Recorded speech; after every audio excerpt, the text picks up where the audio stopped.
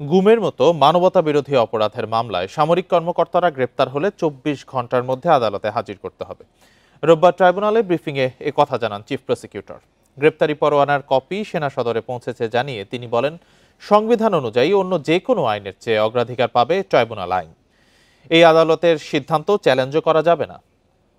শনিবার সেনা সদরের ব্রিফিংয়ে জানানো হয়, পরোয়ানাভুক্ত চাকরিরত ১৫ কর্মকর্তাকে সেনা হেফাজতে নেওয়া হয়েছে। তবে রোববার ট্রাইব্যুনালের চিফ প্রসিকিউটর জানান, বিষয়টি আনুষ্ঠানিকভাবে তারা জানেন না। আমাদের কাছে যেহেতু আনুষ্ঠানিকভাবে ডকুমেন্টারি পদ্ধতিতে কেউ বলেননি যে আটক রাখা হয়েছে, মিডিয়াতে যেটা এসেছে সেটাকে আমরা আমলে নিচ্ছি না। ২৪ ঘন্টার মধ্যেই তাকে আদালতে উপস্থিত করতে হবে, এটা হচ্ছে আইনের বিধান।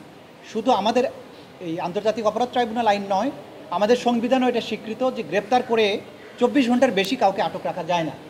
প্রসিকিউটররা জানান, আদালতের পরোয়ানা অনুযায়ী পুলিশ কাউকে গ্রেপ্তারের সময় থেকেই শুরু হয় ২৪ ঘন্টার হিসেব।